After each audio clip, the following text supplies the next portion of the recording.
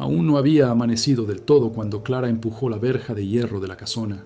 El metal crujió como protestando contra aquella presencia tan temprana, tan silenciosa, tan insignificante. Llevaba una bolsa de tela desgastada en el hombro izquierdo y un sobre arrugado en la mano derecha. Una carta de recomendación que un vecino había escrito a mano, con letras torcidas y generosas, diciendo que Clara era una mujer de confianza. Confianza. Era lo único que aún podía ofrecer al mundo. El jardín de la casa era demasiado espacioso para una sola persona. Rosales, alineados con precisión quirúrgica, un césped verde que parecía pintado, y en el centro, una fuente de piedra donde el agua corría en un fino y constante chorro, como si la casa misma llorara involuntariamente. Clara se detuvo un momento ante la puerta principal. Respiró hondo.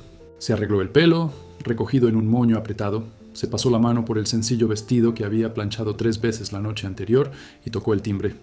Nadie contestó durante los primeros 30 segundos. Pensó en volver a llamar, pero algo en su interior, quizás la costumbre de no molestar, de ocupar el menor espacio posible en el mundo, la hizo esperar. Esperó como siempre, de pie, en silencio, sin quejarse. La puerta se abrió con un clic seco. Una mujer de mediana edad, con un delantal almidonado y mirada cansada, la observó de arriba abajo sin saludarla. Era doña Mercia, ama de llaves desde hacía más de 15 años. Su mirada tenía la dureza de quien ha aprendido que la amabilidad no sobrevive en las casas grandes. ¿Eres el nuevo? Clara asintió. Pase, los zapatos se pueden dejar allí. Y así fue como Clara entró en la vida de Rafael Monteiro. Sin música, sin presentación, sin que nadie se diera cuenta. Como si fuera un mueble más que llegaba por la mañana. La casa tenía 3 plantas.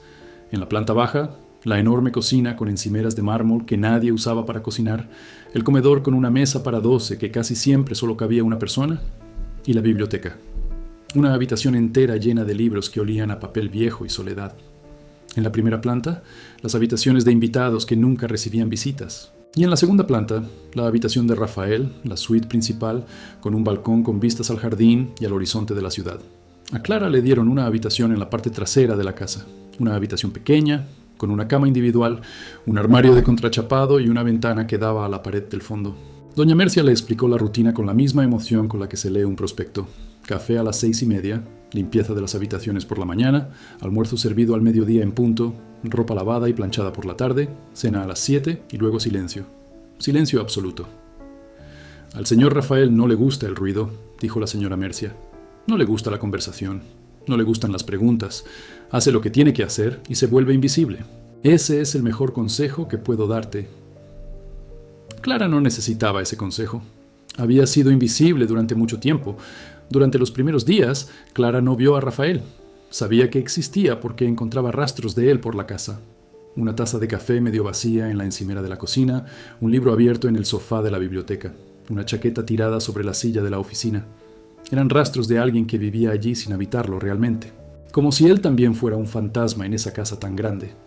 Doña Mercia relató, fragmentariamente y sin entusiasmo, que Rafael tenía 34 años, era dueño de una empresa de ingeniería que había heredado de su padre y vivía solo desde que su prometida lo dejó 2 años antes, una semana antes de la boda.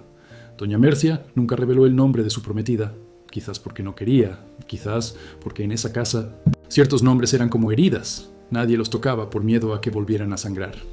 Clara absorbía cada información en silencio, no por curiosidad, sino por instinto. Había aprendido, desde muy pequeña, que comprender su entorno era una forma de supervivencia.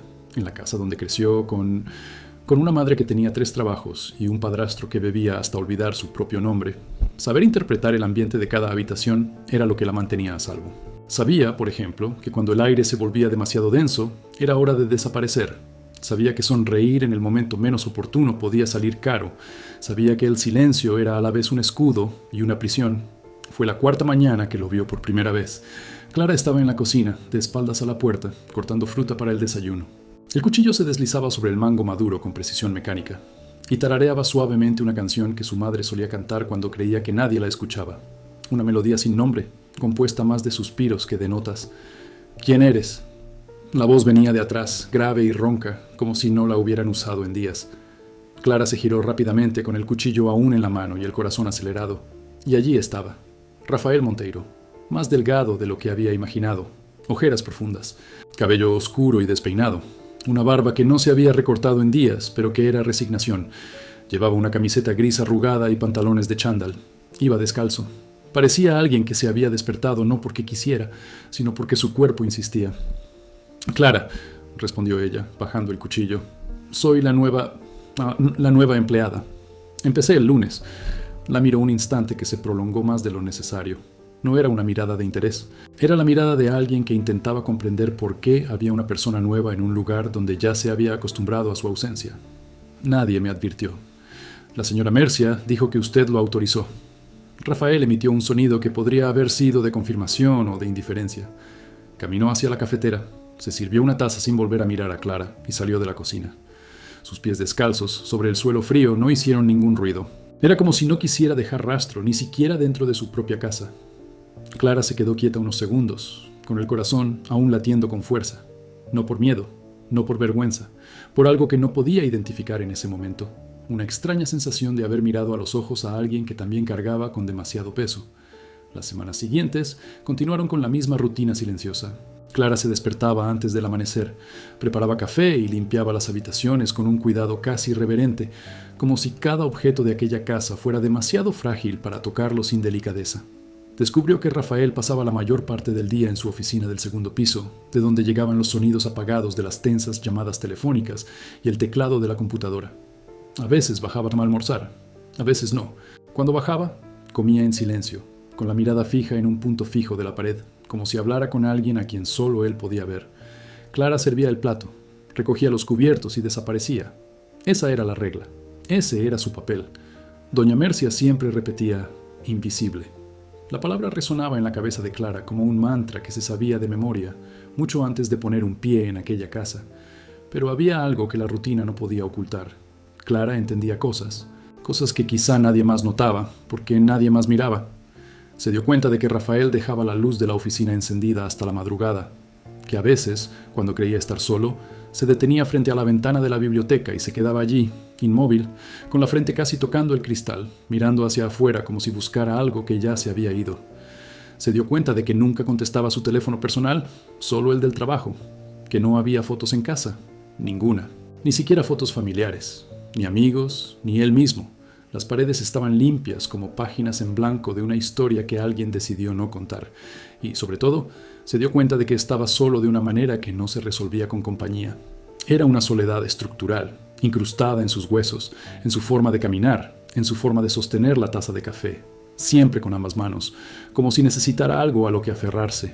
Clara conocía esa soledad, no porque hubiera leído sobre ella, sino porque la vivía. Un mes después de que comenzara, ocurrió algo insignificante, algo que no debería haber significado nada, y sin embargo, cambió la temperatura invisible de aquella casa.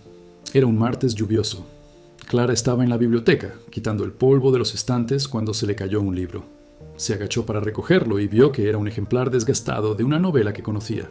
Había leído ese libro 3 veces, el mismo libro prestado en una biblioteca pública a 40 minutos en autobús, de la casa donde creció.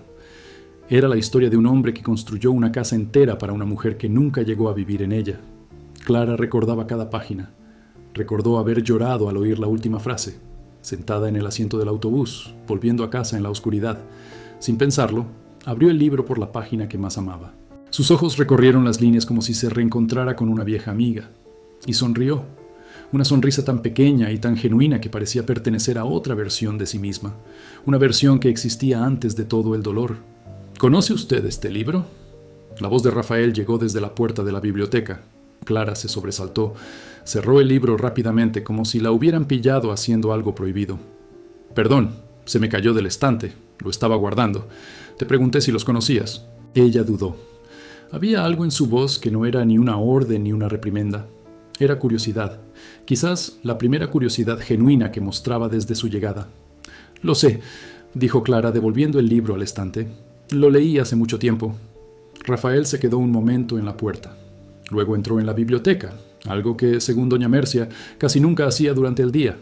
Se acercó al estante donde Clara había dejado el libro, lo sacó de nuevo y miró la portada como si fuera la primera vez. Era el libro favorito de mi madre, dijo sin mirar a Clara. Me lo leía en voz alta cuando era niño. No entendía nada, pero me gustaba su voz. Clara no respondió. No porque no tuviera nada que decir, sino porque comprendió que el momento no requería palabras. Solo requería presencia. y se quedó allí, con un trapo en la mano, mientras Rafael sostenía el libro y respiraba como si intentara aferrarse a algo que se le escapaba. Guardó el libro, se dio la vuelta y se fue. Pero esa noche, por primera vez, la luz de la oficina se apagó antes de la medianoche. A partir de ese día, algo cambió. No era visible, no tenía nombre. Era como un cambio en la corriente de un río que parece quieto. Rafael empezó a bajar a almorzar con más frecuencia.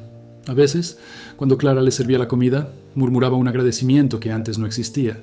Una vez, cuando ella colocó un arreglo de flores que había recogido del jardín en la mesa del comedor, él las miró un buen rato y luego la miró a ella, como si intentara conectar dos cosas que no tenían sentido: la sencilla belleza de las flores y la sencilla mujer que las había colocado allí. Clara percibió este cambio, pero desconfiaba. La vida le había enseñado que la atención casi siempre es el preludio de la decepción. De niña, cada vez que su padrastro era amable, era señal de que se avecinaba una tormenta. De adolescente, el primer chico que le dijo que era bonita solo quería apostar con sus amigos.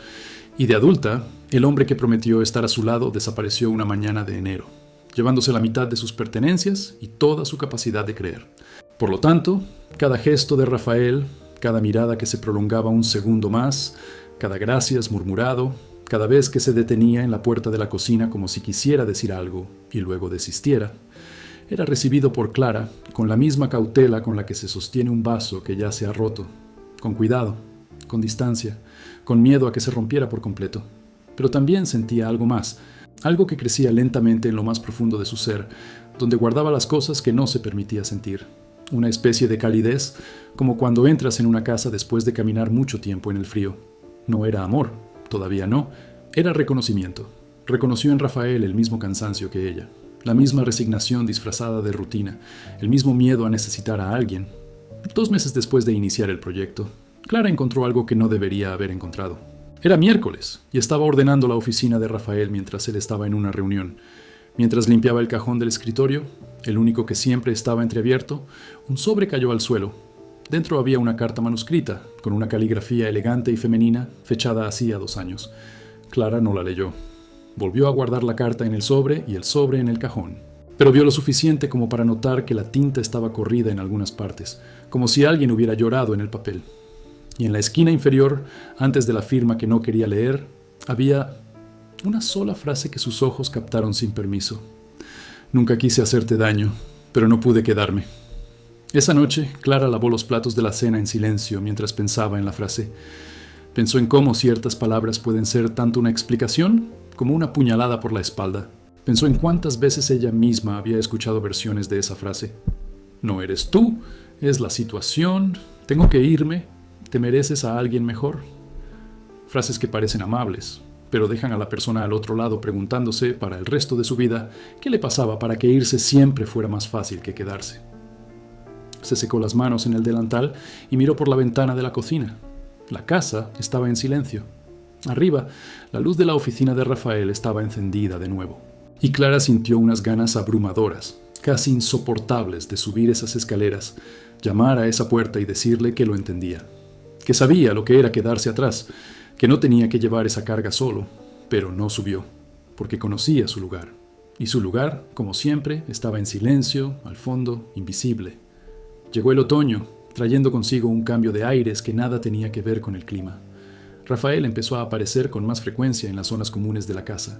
No solo para comer, sino simplemente para estar allí. Clara lo encontraba en la biblioteca por la tarde, leyendo, en la cocina por la mañana, preparando café antes de que ella tuviera tiempo de prepararlo, en el jardín, al anochecer, sentado en el banco de piedra cerca de la fuente, con los ojos cerrados y el rostro vuelto hacia el sol poniente. Era como si la casa despertara lentamente de un largo periodo de anestesia. Y Clara, sin quererlo, sin planearlo, sin darse cuenta del todo, formó parte de ese despertar. Sucedieron pequeñas cosas, cosas que, por sí solas, no significaban nada, pero que juntas formaban una constelación de algo que ninguno de los dos se atrevía a nombrar. Rafael empezó a hacer preguntas, cosas insignificantes, cosas pequeñas, si le gustaba la lluvia, si prefería el café o el té, si tenía nacido en la ciudad o en el campo. Preguntas hechas casi con naturalidad, lanzadas al aire mientras él jugueteaba con su celular o hojeaba el periódico, como si no prestara atención. Pero Clara notaba que él siempre recordaba las respuestas. Cuando ella decía que le gustaba la manzanilla, al día siguiente había una caja de manzanilla fresca en la despensa. Cuando mencionaba que extrañaba los mangos, la fruta de la ciudad donde creció, una canasta de mangos aparecía en la cocina sin explicación. Clara no hizo ningún comentario. Cuidaba cada gesto como quien guarda una moneda rara, sabiendo que probablemente no valía lo que parecía, pero incapaz de tirarla. Y también hacía cosas que iban más allá de lo obligatorio. Empezó a separar el periódico en la página de crucigramas porque se había dado cuenta de que él siempre los hacía durante el desayuno. Empezó a dejarle un vaso de agua en la mesita de noche antes de que se acostara porque sabía que se despertaba por la noche. Ordenaba los libros de la biblioteca en el orden que él parecía preferir, no alfabéticamente, sino según una lógica emocional que había descifrado al observar cuáles sacaba y guardaba con más frecuencia. Doña Mercia se dio cuenta, claro que se dio cuenta. Doña Mercia tenía ojos que podían ver a través de las paredes. «Ten cuidado», dijo una mañana mientras Clara tendía la ropa. La palabra salió seca, sin contexto, como una piedra arrojada a un lago en calma. Clara dejó de estirarse. «¿Tener cuidado con qué?» «Ya sabes con qué». Clara no respondió. Continuó extendiendo las camisas de Rafael con manos firmes y el corazón afligido. «Ya he visto esto antes», continuó doña Mercia, sin crueldad, pero sin amabilidad. Llega una mujer nueva, cree que el jefe la ve diferente y empieza a soñar despierta. ¿Sabes cómo termina? No sé. Termina en la calle, con una maleta en la mano y sin carta de recomendación. Clara se tragó la respuesta que quería dar.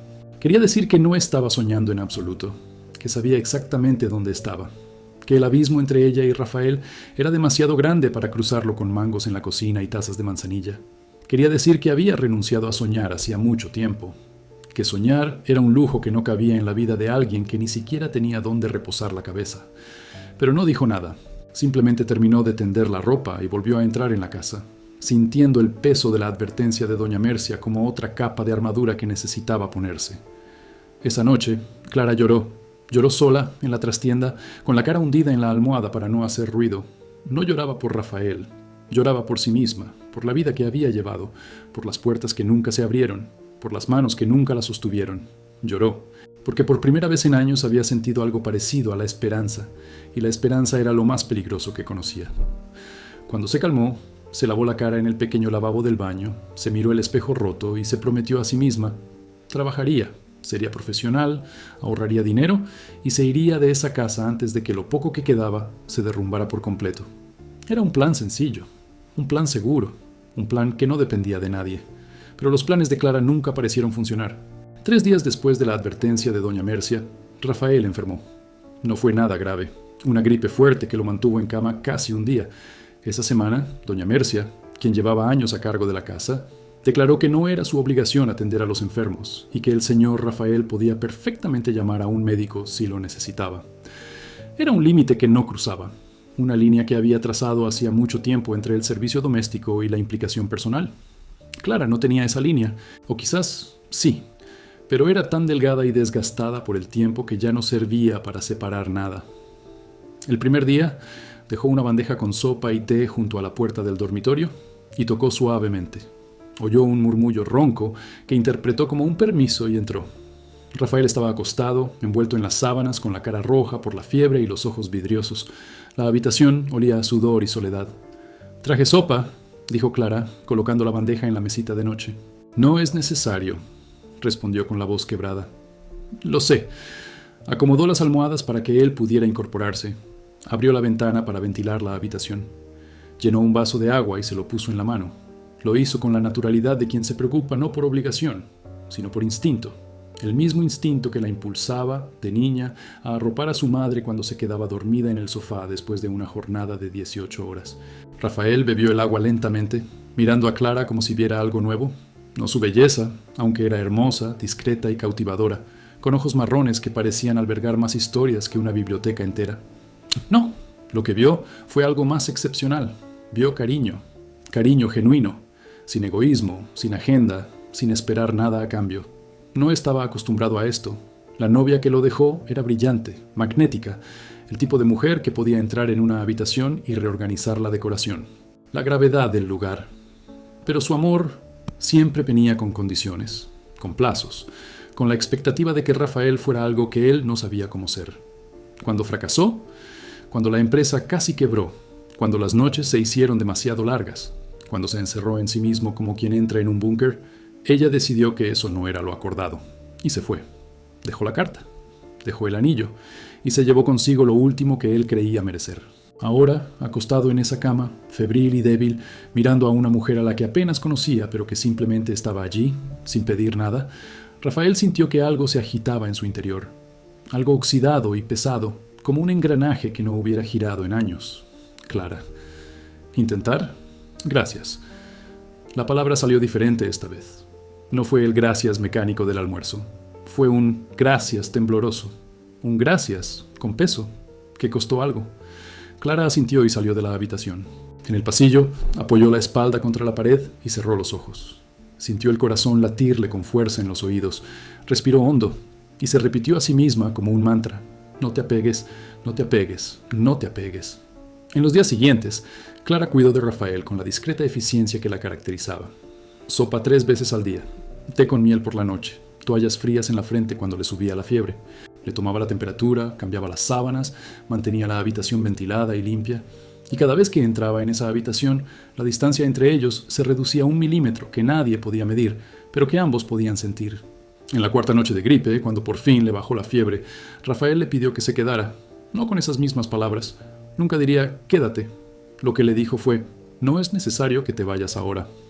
Clara estaba recogiendo la bandeja de la cena. Se detuvo. Lo miró. Estaba sentado en la cama, recostado contra las almohadas, con el libro de su madre abierto en el regazo. Parecía estar mejor. Había recuperado el color, pero había algo en sus ojos que la fiebre no podía explicar.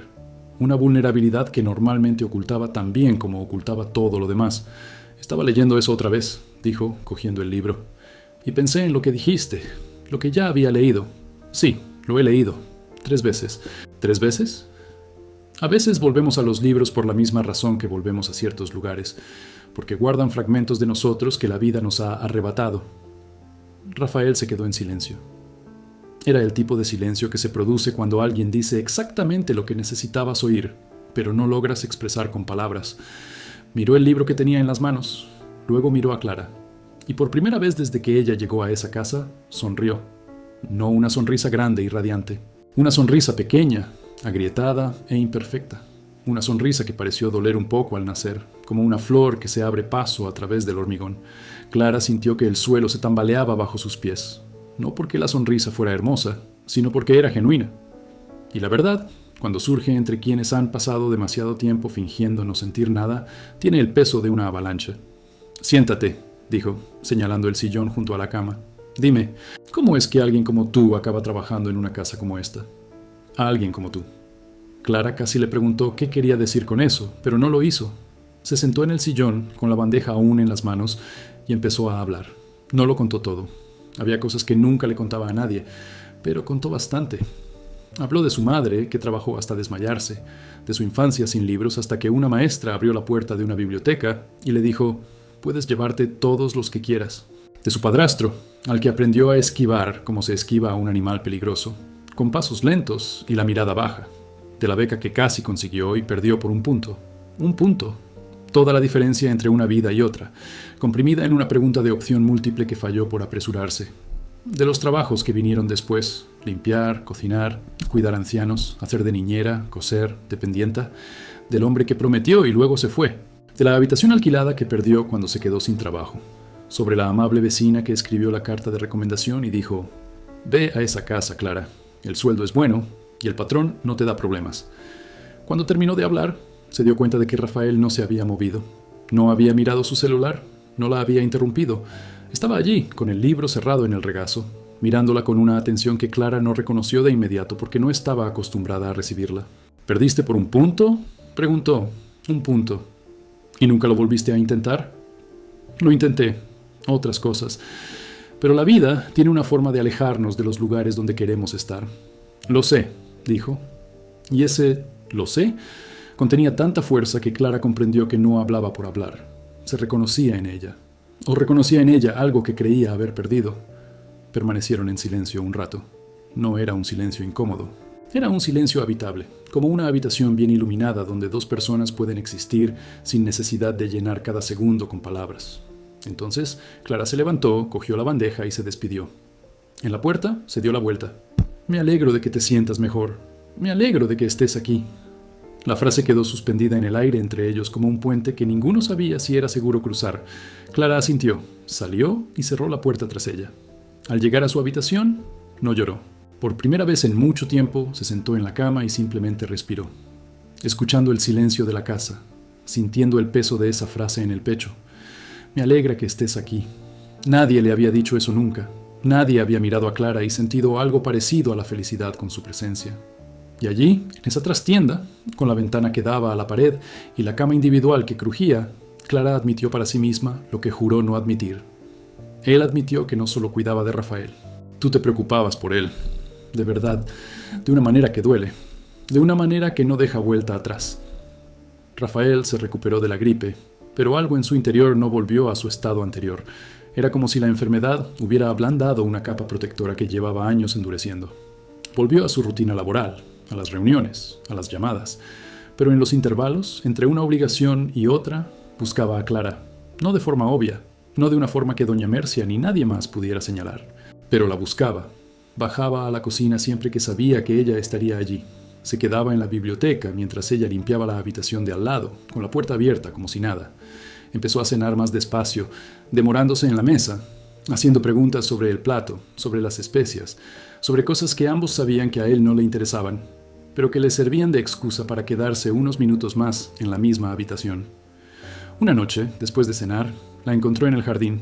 Clara tenía la costumbre de sentarse en el banco de piedra después de terminar sus tareas, en los pocos minutos que le quedaban antes de retirarse a su habitación. Se sentaba allí, miraba el cielo y respiraba el aire fresco de la noche, como si recargara las pilas que había agotado durante el día. Rafael apareció sin previo aviso. Se sentó en el otro extremo del banco, dejando entre ellos el espacio justo, lo cual era a la vez respetuoso e insuficiente. Hermosa noche, dijo. ¿Y sí? ¿Haces esto todas las noches? ¿Sentarte aquí? Cuando tengo tiempo. Es mi momento. Solo mío. Él entendió el mensaje implícito. Ella decía, con toda la cortesía del mundo, que ese era su espacio y que él estaba interrumpiendo. Pero en lugar de levantarse, en lugar de disculparse, dijo, ¿puedo quedarme? Prometo que no haré ruido. Clara lo miró de reojo. En la penumbra del jardín, con la tenue luz que provenía de la cocina, su rostro tenía una dulzura que el día no permitía. Sin el peso de las responsabilidades, sin la armadura del jefe, del empresario, del hombre abandonado, allí, en ese banco, parecía simplemente alguien que no quería estar solo. «Puedes», dijo ella, y se quedaron allí, en silencio, uno al lado del otro, mirando el mismo cielo, sintiendo el mismo frío, cada uno cargando con sus propias ruinas, pero por unos minutos compartiendo el espacio entre ellos. Fue esa noche que Clara supo con absoluta certeza que estaba enamorada. Y fue esa misma noche que decidió que necesitaba irse. La decisión de irse no fue dramática. No hubo lágrimas, ni escenas, ni conversaciones. Clara simplemente empezó a buscar otro trabajo en sus días libres. Iba a la ciudad, dejaba su nombre en agencias, preguntaba en restaurantes, visitaba a familias que necesitaban ayuda. Lo hacía con la misma eficiencia discreta con la que hacía todo en la vida, sin fanfarrias, sin quejarse, sin pedirle nada a nadie. El problema es que Rafael se dio cuenta. No se fijó en los detalles, desconocía las agencias, los restaurantes, las visitas, pero sí notó el cambio. Clara volvió a ser estrictamente profesional, los pequeños gestos que iban más allá de lo necesario. El periódico abierto por el crucigrama, el vaso de agua en la mesita de noche, la disposición especial de los libros, cesaron. Seguía haciendo su trabajo impecablemente, pero había un nuevo límite, una frialdad que no era exactamente frialdad, sino protección. Rafael sintió la diferencia como si alguien hubiera apagado la calefacción en pleno invierno. De repente, la casa que empezaba a parecer habitable volvió a verse como siempre, grande, vacía y fría. Intentó comprender. Intentó repasar mentalmente si había hecho algo mal, dicho algo inapropiado, si se había pasado de la raya. No encontró nada, y eso lo dejó aún más perdido, porque Rafael era el tipo de persona que podía resolver problemas cuando sabía cuáles eran, pero se congelaba cuando se enfrentaba a cosas que no podía nombrar. Pasó una semana en este nuevo silencio, diferente del silencio confortable que habían construido. Era un silencio lleno de cosas no dichas, tan tenso como una cuerda de guitarra afinada a un tono más agudo de lo debido. Entonces, un sábado por la mañana, la señora Mercia renunció. La noticia sorprendió a todos, aunque quizá no debería haberlo hecho. Doña Mercia tenía 62 años, una hermana enferma en el noreste, y una pensión que, según ella, le alcanzaba para vivir si no se daban caprichos. Le comunicó su decisión a Rafael con la misma formalidad con la que comunicaba cualquier otra cosa, directa, seca, sin aparente emoción. Me voy a fin de mes, la chica se encargará del resto. La niña, así se refería doña Mercia a Clara, nunca por su nombre, como si nombrarla creara una intimidad que ella se negaba a tener. Rafael recibió la noticia con una expresión que podría interpretarse como indiferencia, pero que Clara, que había aprendido a leer cada micromovimiento de ese rostro, reconoció como impotencia. Doña Mercia era el último vínculo con su antigua vida, con la casa tal como funcionaba, con la época en que no necesitaba preocuparse por nada doméstico porque todo estaba resuelto. Perderla era perder otro ancla, y Rafael ya había perdido demasiadas anclas. En los días siguientes algo cambió en la dinámica de la casa. Sin doña Mercia como intermediaria, como escudo, como recordatorio constante de los límites entre empleador y empleado, Clara y Rafael se quedaron solos en un espacio que de repente les pareció demasiado pequeño para la cantidad de sentimientos que circulaban sin rumbo. Clara asumió todas las responsabilidades.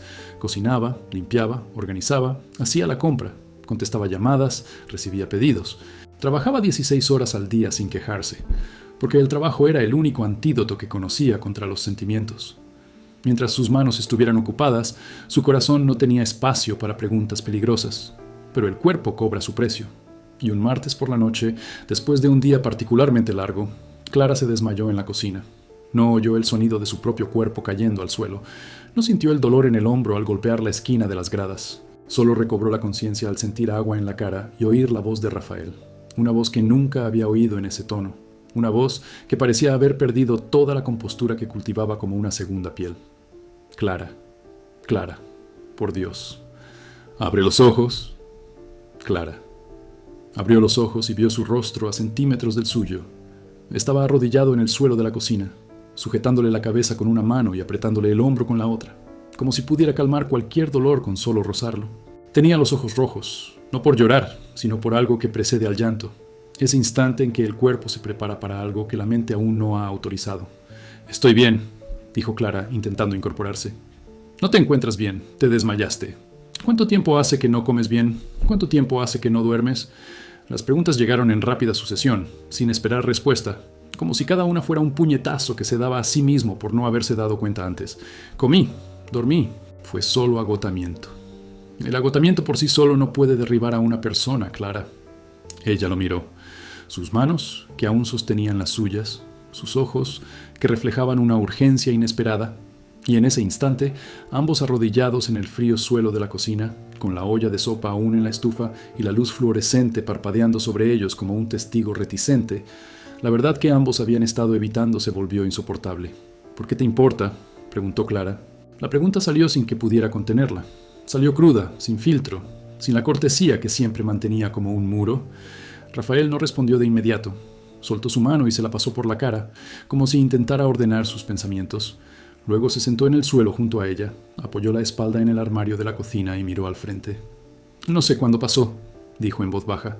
«No sé si fue cuando sonreíste mirando ese libro, o cuando me trajiste sopa cuando estaba enfermo, o cuando te sentaste conmigo en el jardín sin preguntar nada. No lo sé. Solo sé que un día miré esta casa y por primera vez en 2 años no parecía un ataúd, y fue por ti». Clara sintió que sus palabras se filtraban en ella como agua en tierra firme, lenta y dolorosamente, llenando grietas que ella ni siquiera sabía que existían. «Eres mi jefe», dijo. No como una acusación, como un recordatorio. Para él y para ella.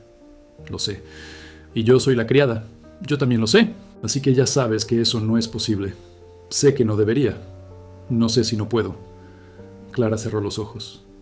En su interior, 2 fuerzas chocaban con silenciosa violencia. Por un lado, todo lo que la vida le había enseñado, que la gente como ella no tenía derecho a ese tipo de historias, que el mundo estaba dividido en casas grandes y trastiendas, y que intentar cruzar esa línea era pedir ser destruida. Por otro lado, algo más antiguo, más profundo, más obstinado, el deseo absurdo e irracional de ser vista, de ser elegida, de pertenecer a alguien no por obligación ni lástima, sino por auténtica voluntad. «Tengo que irme», dijo abriendo los ojos. «No, Rafael, no porque te lo ordene, no porque sea tu jefe, te pido que te quedes».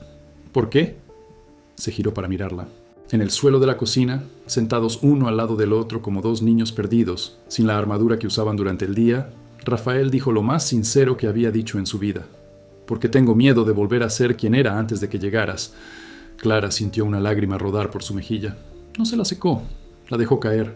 A veces, ciertas lágrimas necesitan caer sin que nadie intente detenerlas, porque cargan con algo demasiado pesado para quedarse dentro.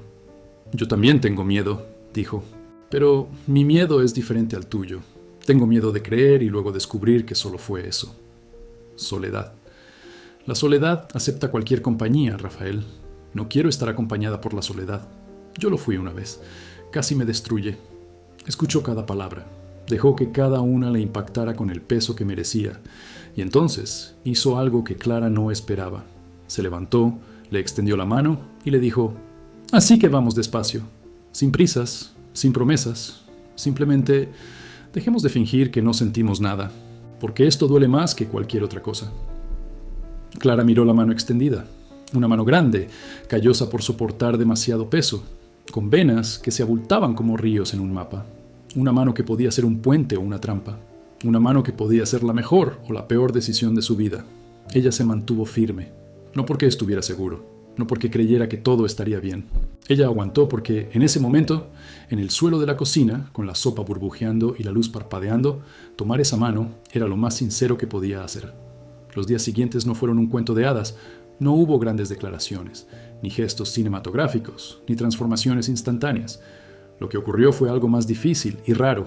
Dos personas aprendiendo a estar juntas sin saber cómo. Clara seguía trabajando en la casa porque era su trabajo y porque tenía demasiada dignidad como para permitir que ningún sentimiento la alterara. Cocinaba, limpiaba y organizaba, pero ahora, a veces, Rafael aparecía en la cocina y secaba los platos junto a ella. A veces cogía un paño y limpiaba la encimera. A veces se sentaba en el taburete cerca de la estufa y se quedaba allí, charlando de cosas sencillas, el tiempo, una película que había visto, una noticia, mientras ella preparaba la cena. Eran gestos torpes. Rafael no sabía cuidar una casa, no sabía doblar un paño de cocina, no sabía dónde estaban las cosas en la despensa. Pero ahí estaba, intentándolo, y había algo profundamente conmovedor en la imagen de un hombre que dirigía a docenas de empleados en una empresa de ingeniería, pero era incapaz de pelar una papa sin dejar un desastre. Clara rió. Por primera vez en esa casa, Clara rió. Una risa baja y contenida que se le escapó como un pájaro que por fin encuentra una ventana abierta. Y cada vez que reía, Rafael la miraba como si descubriera que el mundo tiene un color que nunca antes había visto. Pero el mundo exterior no desapareció, ni tampoco los fantasmas de ninguno de ellos. Un viernes por la noche sonó el teléfono personal de Rafael, el número que nunca contestó. Se quedó mirando la pantalla un buen rato, y Clara vio el cambio en su rostro. Vio cómo apretaba la mandíbula, cómo alzaba los hombros, cómo su armadura se recomponía en tiempo real, capa a capa, como un muro que se reconstruye ladrillo a ladrillo. Respondió. Salió de la cocina, subió a la oficina. La puerta se cerró con un clic que, para Clara, sonó como un disparo. No oyó la conversación, no intentó escuchar, pero oyó el silencio posterior. El tipo de silencio que se produce cuando alguien cuelga el teléfono y se queda sentado en la oscuridad, mirándose las manos, intentando recordar quién es. Rafael no bajó a cenar esa noche, ni la siguiente. La tercera noche, Clara subió. Llamó a la puerta de la oficina. No hubo respuesta. Volvió a llamar. «Vete, Clara». Su voz era fría. No cruel, sino fría. Como si hubiera vuelto a ser el hombre que conoció aquella primera mañana. Distante, reservado, ocupando espacio sin estar presente. «Traje té», dijo desde el otro lado de la puerta. «No quiero té». «Lo sé, pero lo traje». Silencio. Luego, el sonido de la silla moviéndose. La puerta se abrió. Rafael tenía los ojos hinchados, barba y la camisa arrugada. Parecía haber envejecido 5 años en 3 días. «Era ella», dijo. «Al teléfono. Era ella». Clara no necesitó preguntar quién. Asintió. Dejó su taza de té en el escritorio y se dio la vuelta para irse. «Se va a casar», dijo, como si hablara consigo mismo. «Me llamó para avisarme. Dijo que quería que me lo contara ella y no otras personas. Me deseó mucha felicidad». La última frase salió con una risa amarga, corta y seca. Feliz. Como si eso fuera algo que pudiera desearme después de lo que hizo. Clara se quedó quieta en la puerta. Su instinto le decía que se fuera, que le diera espacio, que no se involucrara más de lo que ya estaba. Pero otro instinto, El que la hacía cubrir a su madre dormida, el que la hacía llevar sopa a los que tenían fiebre, el que la hacía mirar a los ojos a quienes todos evitaban, la hizo darse la vuelta. «¿Estás enojado con ella?», preguntó Clara. «Tengo. ¿Qué hizo o qué se llevó?». Rafael la miró. Era una pregunta aguda y precisa, de esas que llegan al hueso, de esas que solo alguien que conoce las heridas internas puede hacer. «Por lo que he llegado a ser por culpa de ella», dijo después de un rato. «No estoy enojado porque se fue. Estoy enojado porque cuando se fue me fui con ella. Desaparecí. Me encerré en esta casa y me convertí en un fantasma. En mi propia vida. Y lo peor es que lo hice solo. Ella se fue, pero fui yo quien cerró la puerta». Clara se apoyó en el marco de la puerta y se cruzó de brazos, no a la defensiva, sino como si se dispusiera a decir algo importante. «¿Sabes lo que pienso? Creo que la ira que sientes no es por ella, es por ti. Estás enojado contigo mismo porque dejaste que alguien tuviera tanto poder sobre ti. Y ahora que estás empezando a salir de eso, llegó el teléfono y lo recuperó todo. Pero ella solo tiene ese poder si tú se lo das». Guardó silencio un buen rato. El té se enfrió en la mesa. La tenue luz de la lámpara proyectaba sombras en su rostro. «¿Cuándo te volviste tan sabio?», preguntó con una media sonrisa que contenía más tristeza que humor. «No es sabiduría, es una cicatriz». Rafael exhaló como si hubiera estado conteniendo la respiración durante días. Tomó su taza de té y bebió un sorbo. «Gracias por venir». «Siempre ascenderé», dijo Clara, y luego, al darse cuenta del peso de lo que había dicho, añadió en voz más baja: «Mientras esté aquí». Se fue. Y esta vez, al volver a su habitación, no lloró ni se prometió irse. Se sentó en la cama, miró por la ventana que daba a la pared y por primera vez pensó que tal vez, merecía algo más que la pared. Las semanas siguientes fueron una reconstrucción lenta y delicada, como restaurar un fresco que la humedad casi había destruido. Rafael poco a poco volvió en sí. Ya no era el Rafael de antes, ya no era el hombre cerrado y gris que vivía como una sombra en su propia casa. Un Rafael diferente que aprendía, con la dificultad y la falta de práctica de quien llevaba demasiado tiempo inmóvil, a abrir puertas que había cerrado con llave. Empezó a hacer cosas que nunca había hecho. Cocinó para Clara un domingo por la mañana. Huevos revueltos, ligeramente quemados y tostadas que quedaron más oscuras de lo debido, pero que ella se comió entera, sonriendo, como si fuera el mejor desayuno del mundo. La llevó a la ciudad en un día libre, no de compras ni de recados, sino a dar un paseo, solo un paseo, uno al lado del otro, por calles que conocía íntimamente, desde las ventanas de autobuses abarrotados, desde las aceras que cruzaba apresuradamente entre trabajos, y que ahora veía de otra manera, lentamente, con alguien a su lado. En uno de esos paseos pasaron por una librería. Clara se detuvo frente al escaparate. Su mirada se topó con un libro, no el de la madre de Rafael, sino otro, y se quedó allí, cautivada por ese anhelo silencioso que solo conocen quienes carecen de algo esencial. Rafael vio, no dijo nada. Entró en la librería y salió con el libro envuelto en papel marrón. «Toma». «No es necesario. Sé que no es necesario. Yo quiero hacerlo». Clara sostuvo el libro contra su pecho y sintió el papel bajo sus dedos. Nadie le había regalado nunca un libro. Nadie la había mirado nunca y pensado: «Puedo darle esto». La simplicidad, el gesto, la impactó con una fuerza que los regalos caros jamás podrían. Porque no se trataba del libro. Se trataba de ser vista. Esa noche, en la habitación del fondo, Clara leyó las primeras páginas del nuevo libro y se durmió con él abierto sobre el pecho, como una manta hecha de palabras. Pero no todo fue color de rosa. Hubo días difíciles, días en que las diferencias entre ellos, de clase, de historia, de mundo, se sentían como un muro de cristal, transparente, pero impenetrable. Una tarde, una mujer vino a visitar a Rafael, una compañera de trabajo alta y rubia, vestida con una elegancia informal que le costó más de lo que Clara ganó en 6 meses. La mujer entró en la casa como si el espacio le sentara bien. Tomó su bolso, lo arrojó sobre el sofá y saludó a Rafael con 2 besos en la mejilla y una risa cristalina que resonó en el pasillo. «Rafa, estás muy delgado. Necesitas salir más, divertirte.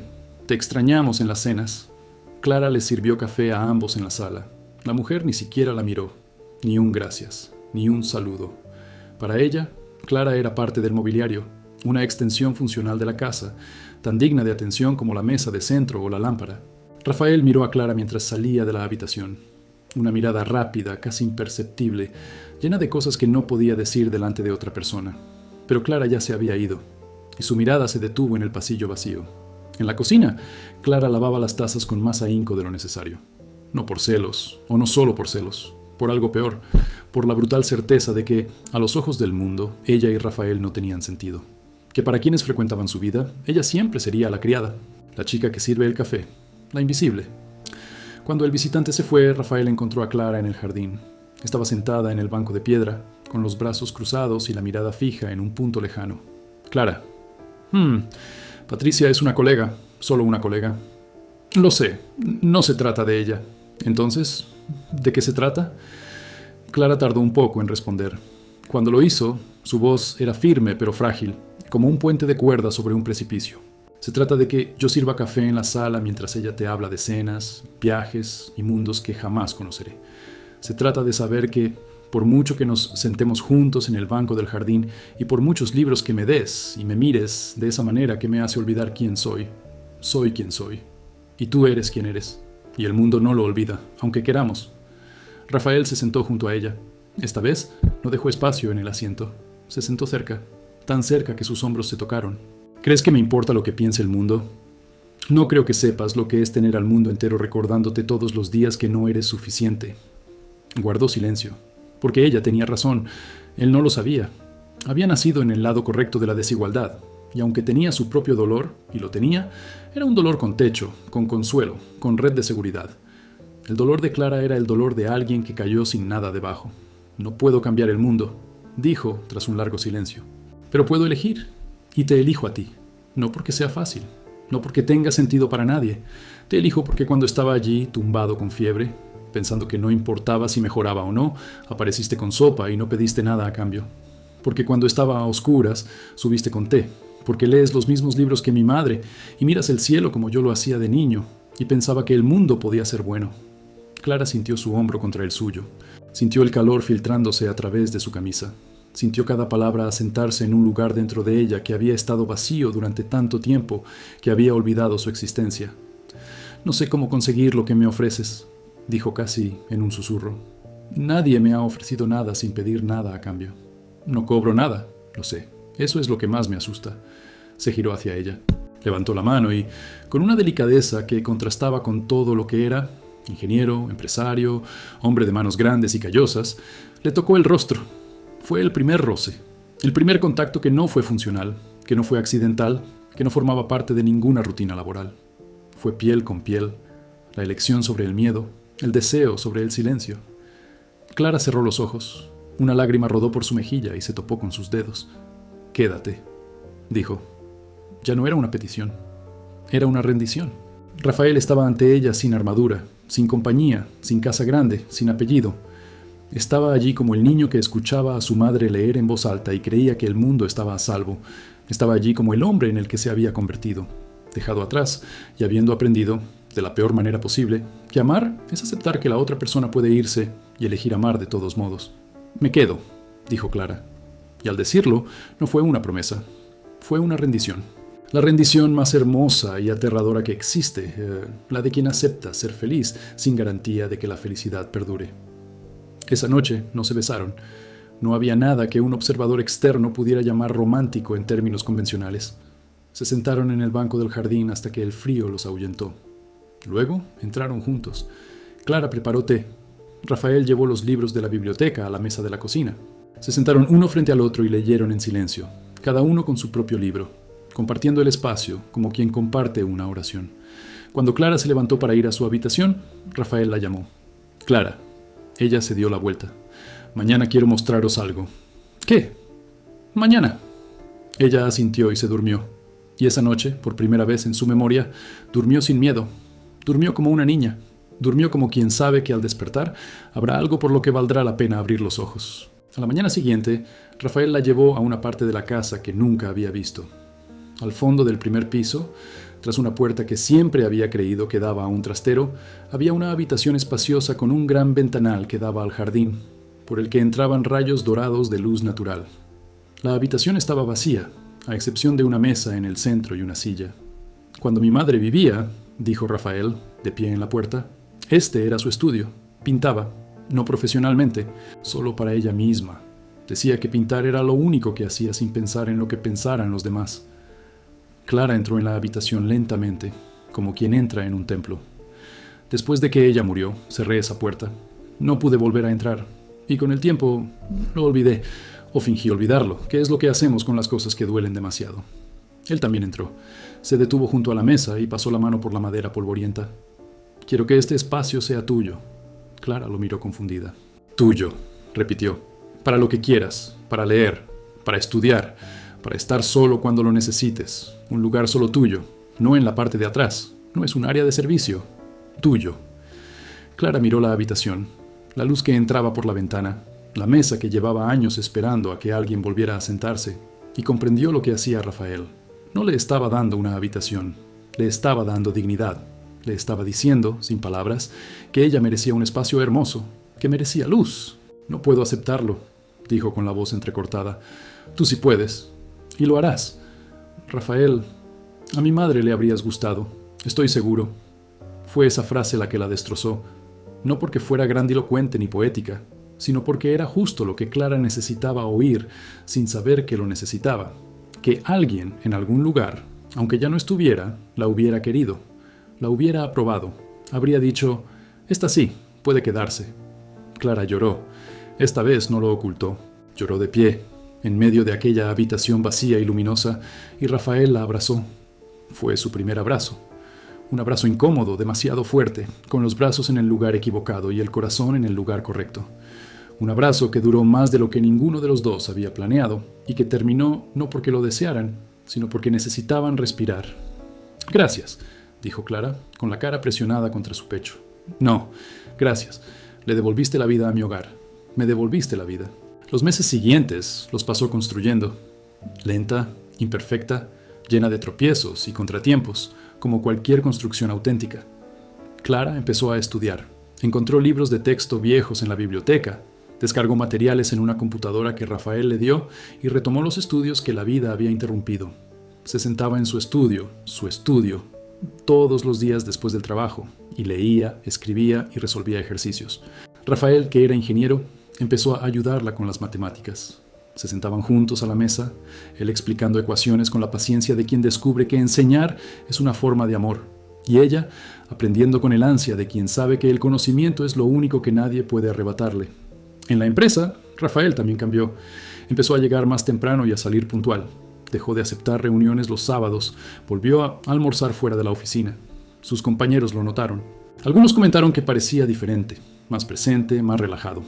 Un empleado de mucho tiempo, que lo conocía desde la universidad, dijo: «Parece que por fin te fuiste de esa casa». Sonrió y no dio explicaciones. No por vergüenza, sino porque lo que existía entre él y Clara era demasiado íntimo como para traducirse en conversaciones de pasillo. Era un lenguaje que solo ellos dos hablaban, compuesto de té por la mañana temprano, libros compartidos, silencios habitables y una amabilidad cotidiana que no necesitaba escenario. Pero el mundo, como Clara sabía, nunca deja de recordar, y el recuerdo llegó en la forma de alguien que ninguno de los dos esperaba. El hermano de Rafael apareció sin avisar una tarde de octubre, Lucas Monteiro. Más joven, más ruidoso, con una belleza más convencional, una amplia sonrisa, ropa cara, un reloj llamativo. Entró en la casa con la energía de quien cree que todo el espacio le pertenece, y encontró a Clara en la cocina. «Hola, ¿quién eres?» «Clara, yo trabajo aquí». Lucas la miró con esa mirada masculina que no se molesta en disimular. Luego sonrió, una sonrisa con más dientes que cariño, y fue a buscar a su hermano. Clara escuchó la conversación desde la cocina, no por decisión propia, sino porque Lucas hablaba tan alto que las paredes no le hicieron ningún ruido. «Rafa, ¿quién es esa? La nueva criada. Bonita, ¿verdad? Muy distinta a Mercia». «Detente, Lucas. Tranquila. Solo comento. Por cierto, ¿por qué te comportas tan raro? Patricia dijo que rechazaste cenar en casa de Mendonça. Te encantan las cenas de Mendonça». «Nunca me gustaron las cenas de Mendonça». «Lo sé. Mira, vine porque papá quiere hablar contigo, sobre la empresa, sobre la fusión». La conversación tomó un cariz profesional que Clara no entendió, pero la palabra papá se le quedó grabada en la cabeza. Rafael casi nunca hablaba de su padre.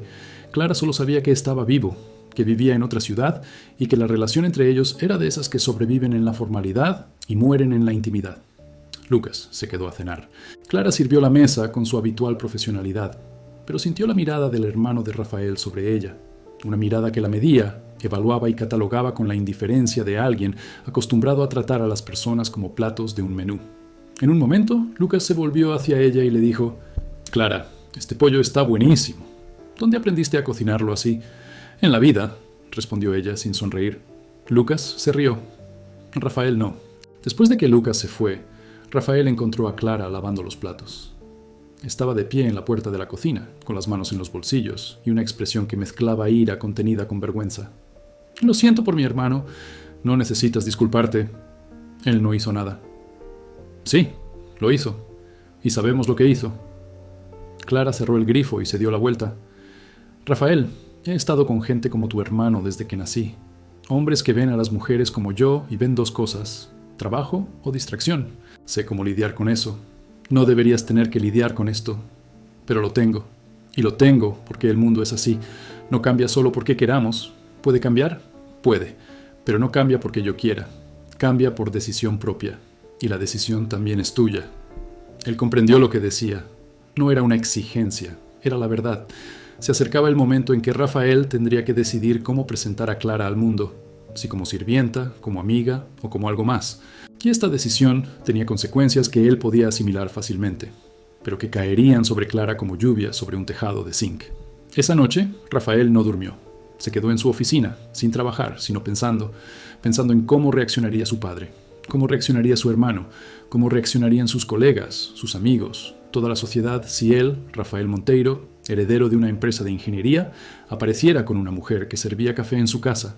Y entonces pensó en Clara, en cómo se reía suavemente cuando algo la sorprendía, en cómo sostenía el libro contra su pecho después de leer un hermoso pasaje, en cómo lo miraba, sin adoración, sin sumisión, sin interés económico, con una honestidad que se desarmó por completo.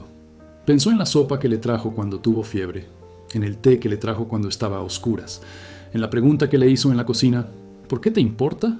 Y la respuesta que él dio: porque tengo miedo de volver a ser quien era. Y se dio cuenta de que la respuesta seguía siendo la misma, que el miedo seguía siendo el mismo, que la elección, en el fondo, no era entre Clara y el mundo, era entre vivir de verdad o volver a ser un fantasma. Al amanecer, Rafael bajó. Clara estaba en la cocina, como siempre, cortando fruta para el desayuno. El cuchillo se deslizaba sobre el mango con la misma precisión que aquella primera mañana, meses atrás, cuando él le preguntó quién era y ella respondió con su nombre como si le entregara un documento. Ahora sabía quién era ella, no solo su nombre. Conocía las manos que se preocupaban sin pedir nada a cambio, la risa contenida que parecía de oro fundido, la inteligencia que la pobreza había ocultado pero no borrado, la dignidad que ninguna humillación podía arrebatar, el coraje para sentarse en un banco del parque junto a alguien y decir: «Tengo miedo», sin saber si la otra persona contendría ese miedo o huiría. Clara. Se giró con el cuchillo en la mano igual que la primera vez, pero todo era diferente. Sus ojos sabían cosas que antes desconocían, los de él también.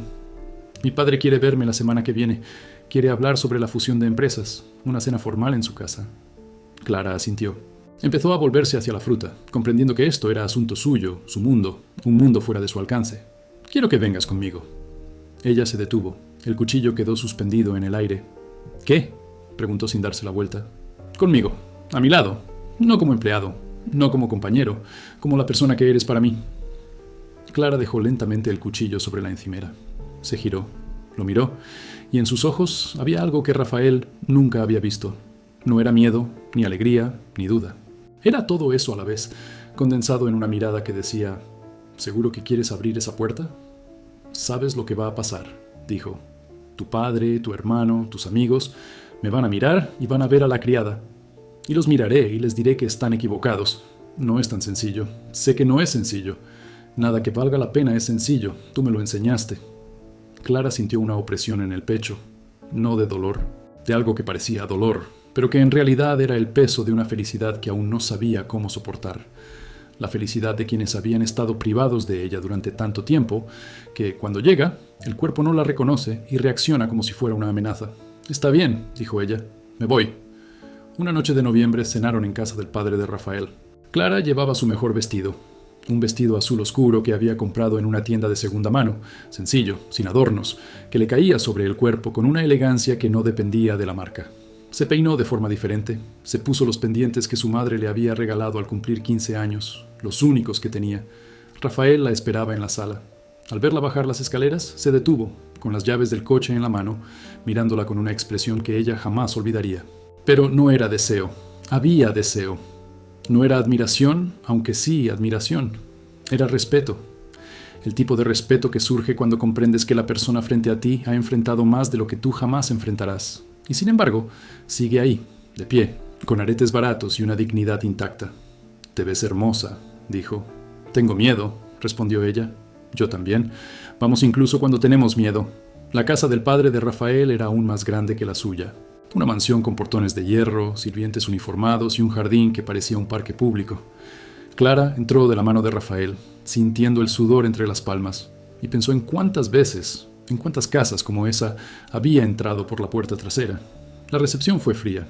El padre de Rafael, un hombre alto y delgado, de pelo blanco y ojos como bisturíes, miró a Clara con la misma expresión que usaría para analizar un informe que no le satisficiera. Lucas también estaba allí, con una sonrisa cínica que no se molestó en disimular. Había otras personas, colegas, socios, gente de traje y vestido que hablaban de mercados y adquisiciones como si hablaran del tiempo. Nadie le preguntó a Clara a qué se dedicaba. Nadie le preguntó de dónde venía. Nadie se sentó a su lado en la mesa. Ocupó su lugar en silencio, con la espalda recta y las manos en el regazo, y comió con la misma delicadeza con la que lo hacía todo. Cada gesto medido, cada movimiento meditado, como si cada bocado fuera un acto de resistencia. En medio de la cena, Lucas hizo la pregunta, con esa sonrisa, con esa naturalidad ensayada de quien lanza una granada y finge que es confeti. «Bueno, Clara, Rafa dijo que se conocieron en su casa. Trabajabas allí, ¿verdad?» El silencio que siguió fue tan denso que Clara sintió que podía tocarlo. Todas las miradas se posaron en ella. El padre de Rafael colocó lentamente los cubiertos sobre la mesa. Clara miró a Lucas, luego miró al padre de Rafael, luego miró a Rafael, que estaba a su lado, con la mandíbula apretada y los ojos encendidos por una furia que luchaba por contener. Y entonces, Clara hizo algo que nadie en aquella mesa esperaba. Se puso la servilleta en el regazo, enderezó los hombros y respondió con la voz más firme y serena que jamás había usado en su vida. «Yo trabajo. No trabajaba. Trabajo. Soy responsable de la casa de Rafael. Cocino, limpio, organizo. Es un trabajo honesto. Y sí, así nos conocimos. Él necesitaba a alguien que cuidara la casa. Y yo necesitaba un trabajo. Ninguno de los dos planeó lo que vendría después». El silencio continuó. Lucas perdió la sonrisa. El padre de Rafael la miró con una expresión indescifrable. «¿Y qué vino después?», preguntó el padre con voz controlada, como si estuviera acostumbrado a hacer preguntas. «Luego vino el respeto, la conversación, la compañía. Tu hijo es un buen hombre. Lo sé porque lo vi en carne propia. Lo vi cuando estaba enfermo y no quería pedir ayuda. Lo vi cuando estaba triste y fingía no estarlo. Vi cómo es cuando nadie lo ve, y lo que vi me hizo querer quedarme». Rafael le sujetó la mano por debajo de la mesa. La apretó. Ella le devolvió el apretón. El padre no respondió. Miró el plato, luego miró a Rafael y dijo una sola frase: «Hablaremos más tarde». La cena continuó con la misma fría formalidad, pero algo había cambiado. Clara había hecho lo más difícil que uno puede hacer en una mesa donde todos te miran, esperando que te rebajes: mantenerse completa. De camino a casa, en el silencioso coche, Rafael conducía con una mano en el volante y la otra en la de Clara. Ninguno de los dos habló durante casi todo el trayecto. Solo al llegar, ya en la calle donde estaba la casa, Clara dijo: «Él no lo aceptará. Quizás no. ¿Qué pasa si no acepto?» Rafael estacionó, apagó el motor, se giró hacia ella. «Así que no lo acepta. Y la vida sigue, porque lo más importante que tengo no está en la compañía de mi padre. Está aquí, a mi lado». Clara lo miró en la penumbra del coche. Y allí, en ese espacio reducido que olía a cuero y a noche, hizo lo que llevaba meses deseando. Se inclinó y lo besó. Un beso corto, suave y tímido. Un beso que no pedía nada y lo ofrecía todo. Un beso que decía: «Estoy aquí, elegí estar aquí, y si el mundo no lo entiende, que así sea».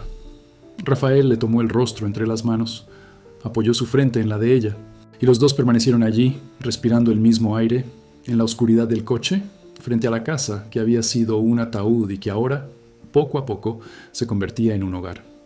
Las semanas posteriores a la cena no fueron fáciles. El padre de Rafael llamó 3 veces. La primera vez fue directo: «Esto es una locura. Estás confundiendo gratitud con amor». La segunda vez intentó un enfoque práctico: pensar en la empresa, los socios, en lo que van a decir. La tercera vez fue más suavemente, casi amablemente: «Hijo, sé que sufriste, pero no es así como se enfrenta la soledad». Rafael escuchó las 3 llamadas con paciencia. Respondió a las 3 con lo mismo. No intento resolver la soledad. Elijo a quien quiero a mi lado. Y si no lo aceptas, lo siento, pero la decisión es mía. Lucas era más agresivo, enviaba mensajes provocativos, hacía comentarios en comidas familiares que llegaban a Rafael a través de terceros. En una fiesta, ante un grupo de amigos en común, dijo que su hermano salía con la criada, con el tono de quien cuenta un chiste. El chiste le llegó a Clara, no por Rafael, quien jamás lo habría repetido, sino por un repartidor que llegó a la casa, el chico del mercado, que conocía al chico que conocía a alguien que estaba en la fiesta, y que dijo, con la cruel inocencia de quien no entiende el peso de las palabras, ¿es cierto que eres la novia del jefe? Clara les agradeció la entrega, cerró la puerta y apoyó la frente contra la madera. Respiró, contó hasta 10 y decidió que no iba a llorar. No por orgullo, por cansancio, porque ya había llorado bastante por cosas ajenas que no podía controlar. Esa noche, sentada en su estudio con la ventana abierta y el libro cerrado sobre el regazo, Clara tomó la decisión más difícil de su vida. Necesitaba tener una conversación con Rafael, una conversación de verdad, sin metáforas, sin miradas significativas, sin silencios habitables, una conversación desnuda. Lo encontró en la biblioteca, se sentó en el sillón frente a él y le dijo, necesito decirte algo y necesito que escuches hasta el final. Dejó el libro a un lado. Te amo, dijo Clara. Y antes de que él pudiera responder, continuó. Te amo de una manera que no sabía que existía. No el amor de las telenovelas, ni el amor de los cuentos bonitos. Te amo de verdad. De esa manera que duele, que confunde, que me hace querer ser mejor y a la vez me hace temer no ser lo suficientemente buena. Clara, espera, déjame terminar. Te amo, pero no voy a ser la causa de una guerra entre tú y tu familia. No voy a ser la mujer que destruyó una relación padre-hijo. No voy a cargar con ese peso. Ya he cargado demasiado en mi vida. No estás destruyendo nada. Mi padre y yo nunca fuimos cercanos. Pero eres familia. Y la familia es lo más difícil de reconstruir una vez que se rompe. Lo sé. La mía se rompió y nunca volvió. Rafael se inclinó hacia adelante, con los codos sobre las rodillas y los ojos fijos en los de ella. ¿Qué dices, Clara? ¿Qué quieres irte? ¿Estoy diciendo que si quedarme significa que tengo que ser una fuente de vergüenza en tu vida? Prefiero ser un recuerdo. La frase golpeó a Rafael como un puñetazo. No por su dureza, sino por su verdad. Clara le decía que lo amaba lo suficiente como para irse si eso era lo mejor para él. Le ofrecía lo más excepcional que un ser humano puede ofrecer. Amor incondicional. Amor que acepta la pérdida. Se levantó, caminó hacia ella. Se arrodilló ante el sillón, como se había arrodillado en el suelo de la cocina la noche en que ella se desmayó, y le tomó las manos. Escucha lo que te voy a decir. No eres una desgracia. Eres lo más valiente que me ha pasado en la vida. Pasé 2 años encerrada en esta casa, pensando que me habían abandonado por no ser lo suficientemente buena. Y entonces apareciste tú, una mujer que perdió una beca por un punto, que trabajó toda su vida en empleos que nadie ve, a quien nunca le regalaron nada y que todavía sonríe mirando un libro viejo como si fuera un tesoro. Me demostraste que lo suficiente no es lo que tenemos, es lo que somos. Clara lo miró arrodillado allí, con los ojos brillantes y la voz temblorosa, con esa vulnerabilidad que solo le mostraba a ella, y comprendió algo que quizá le habría llevado años comprender de no ser por ese momento. Merecía ser amada, no a pesar de ser quien era, por ser quien era. Voy a hablar con mi padre, dijo Rafael, pero no para pedirle permiso, para decirle quién soy, quién he elegido ser. Y si acepta, genial. Si no, la vida seguirá, porque mi vida ahora te incluye. Y no voy a negociar eso. Clara soltó el aliento que ni siquiera sabía que estaba conteniendo. Le apretó las manos y dijo lo más simple y contundente que pudo decir. Está bien. 2 meses después, un domingo de enero, el padre de Rafael apareció en casa, sin previo aviso, igual que Lucas. Pero a diferencia de Lucas, entró despacio, casi con vacilación, como quien se adentra en territorio desconocido. Clara estaba en el jardín, regando los rosales. Al ver el aparcamiento negro, se le encogió el estómago. Soltó la regadera y entró, impulsada por el instinto de quien ha aprendido que es mejor desaparecer cuando aparecen las figuras de autoridad. Pero Rafael la encontró en el pasillo y le dijo, «Quédate, por favor». El padre de Rafael estaba sentado en la habitación como si estuviera en una sala de reuniones, erguido, sereno, con la postura de quien viene a resolver algo. Rafael se sentó frente a él. Clara estaba de pie cerca de la puerta, insegura de su lugar en aquella escena. «Siéntate, niña», dijo el padre sin mirarla. Su voz era firme, pero no hostil. Clara se sentó. Lo que siguió no fue exactamente una conversación, fue más bien un discurso. El padre habló durante casi 20 minutos sin interrupción. Habló de la empresa, del legado, de lo que representaba la familia Monteiro. Habló de expectativas, de apariencias, del peso de un hombre. Y entonces, al final, hizo algo que Rafael no esperaba. Hizo algo que Clara no esperaba. Hizo algo que quizá ni él mismo esperaba. Se volvió hacia Clara y le dijo: «Mi esposa, la madre de Rafael, era maestra de escuela pública cuando la conocí. Yo era hijo de un obrero. Mi padre murió construyendo un puente cuando yo tenía 16 años. Todo lo que tengo lo construí con mis propias manos. Y en algún momento del camino lo olvidé. Olvidé de dónde vengo. Olvidé que el valor de una persona no está en su apellido, porque mi apellido, cuando empecé, no valía nada». Hizo una pausa. Miró sus propias manos, grandes y envejecidas, que una vez habían cargado ladrillos y ahora firmaban contratos. «No vine aquí a aprobar ni desaprobar nada. Vine porque mi hijo me llamó y me dijo algo que hacía tiempo que no oía. Dijo: «Papá, estoy feliz». Y me di cuenta de que hacía años que no me lo decía. Hacía años que no le preguntaba. El silencio que siguió fue distinto a cualquier otro silencio en aquella casa. Fue un silencio de reconocimiento, de rendición, de un anciano que finalmente admitía que se había equivocado, no porque no amara, sino porque había confundido protección con control. «Cuídalo», dijo el padre, mirando a Clara a los ojos por primera vez. «Parece fuerte, pero es frágil. Siempre lo ha sido». «Lo sé», dijo Clara. «Me encargaré». Rafael no dijo nada. No hacía falta. Las palabras de su padre habían logrado algo que creía imposible. Habían abierto una puerta que llevaba décadas cerrada. No era perdón. No era aceptación total.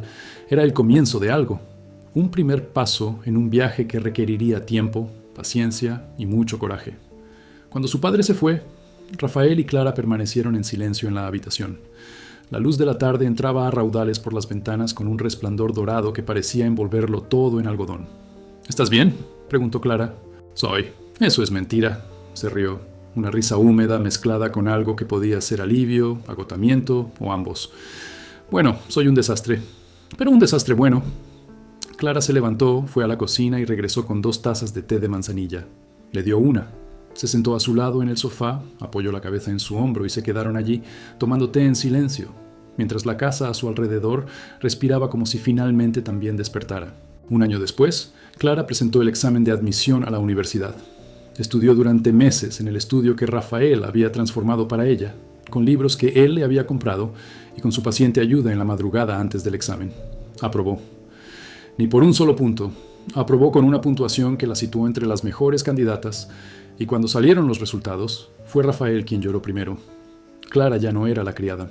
No porque hubiera dejado de hacer lo que hacía, de hecho, se negaba a dejarlo hasta que pudiera mantenerse, sino porque la etiqueta había perdido su poder para definirla.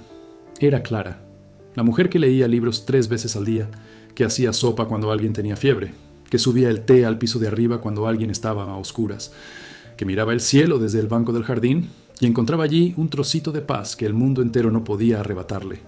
Y Rafael era Rafael. Ya no era el hombre encerrado, el fantasma de la mansión, el heredero que renunció a la vida porque alguien se fue. Era el hombre que aprendió, de la forma más inesperada, que el amor no es lo que planeas. Es lo que sucede cuando dejas de fingir que no necesitas a nadie.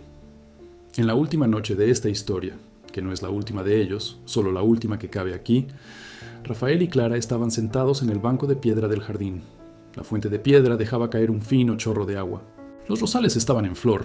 El cielo tenía ese color del atardecer que parece existir solo para que la gente se detenga a mirar hacia arriba. «¿Recuerdas la primera vez que me senté aquí contigo?», preguntó Rafael. «Lo recuerdo. Me pediste quedarte y prometiste que no dirías nada». «¿Cumplí mi promesa?». Por unos 3 minutos. Él rió. Ella rió.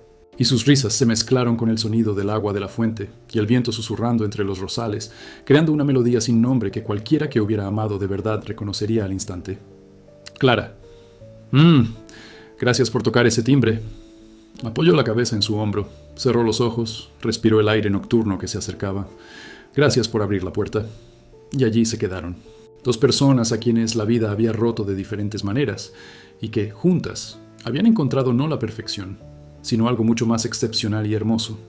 El coraje de dejarse curar. El agua de la fuente seguía fluyendo. Las estrellas aparecieron, una a una, como si el cielo se iluminara para dos espectadores que por fin habían aprendido a mirar hacia arriba. Y la casa, que una vez había sido demasiado grande, demasiado vacía y demasiado fría, ahora era solo una casa. Una casa con la luz encendida, con aroma a manzanilla, con libros abiertos, con la puerta principal sin llave,